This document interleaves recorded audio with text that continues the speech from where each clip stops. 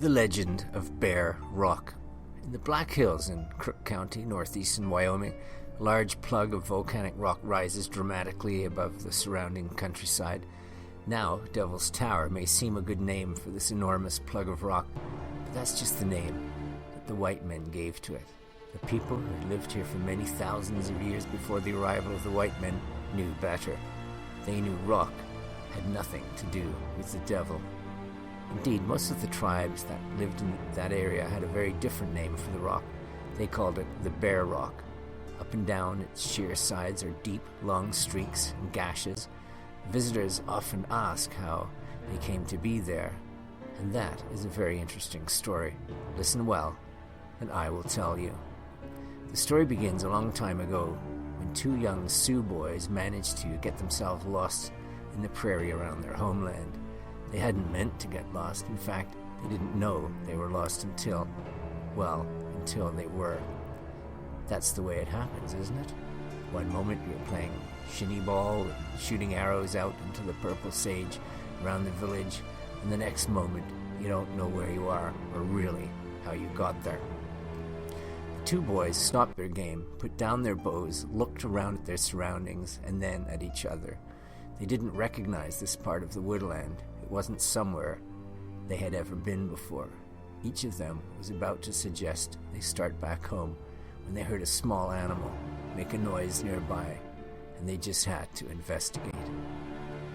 They could not find the animal that had startled them. But they did find a stream with many beautiful pebbles shining out from the water. For a few moments they were fascinated by the stones and, once again, forgot that they were lost. They followed the babbling stream as it wandered through the trees, taking them still further away from their home, and, before they knew it, they had come to a low hill. Now, the thing about a hill that you've never been to before is you want to know what is on the other side, don't you? Well, so did the boys. Forgetting that they had no idea where they were, they scrambled up to the top and peered over the ridge. On the other side, they saw a small herd of bison. Their fathers had taught them how to track animals, and they could just not resist this chance to try out their skills, so they stealthily followed the animals and wandered even further away from their home. It was only as the day drew on into the afternoon that the boys realized how hungry they were and thought that going home for food would be a very good idea. But as they looked around at the unfamiliar landscape, they realized that they really didn't know where they were at all. After some discussion, they set off in a direction which they thought would lead them to their village, but without being aware, they were walking still further and further away from home. Late afternoon became evening, and as the sun slipped below the hills and the sky spread its dark blanket across the land, they knew they could walk no more. Not knowing what else to do, the two young boys curled up beneath a tree and tried to sleep. The next morning, they awoke very early, ate some wild berries, found some choke cherries, and drank water from a stream. For 2 long, hot, exhausting days, they walked towards the west, going even further from their families. It was on the 3rd day that the anxious boys suddenly had a feeling that they were not alone. They looked around, and in the distance was Matto, the bear. Now Matto was no ordinary bear, but a large grizzly, so big and so hungry that the boys would make only a small mouthful for him. But a mouthful still better than nothing, and Matto had not eaten for many days. He lumbered closer and closer, his colossal footsteps making the earth shiver and shake, and his towering body casting a long, dark shadow over the boys as he stumped towards them. The boys started to run, their eyes darting left and right, desperate for a place to hide, but there was nowhere, and the grizzly was moving so much faster than they that he was almost upon them.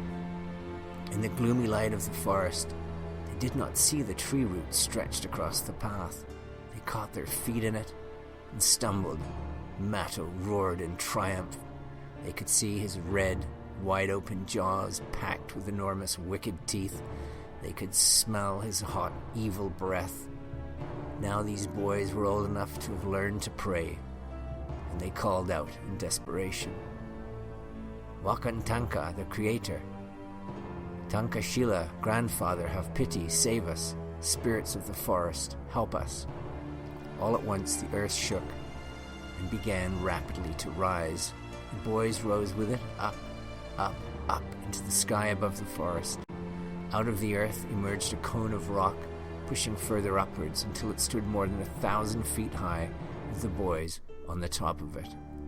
Matto howled, angry and disappointed to see his meal disappearing into the clouds.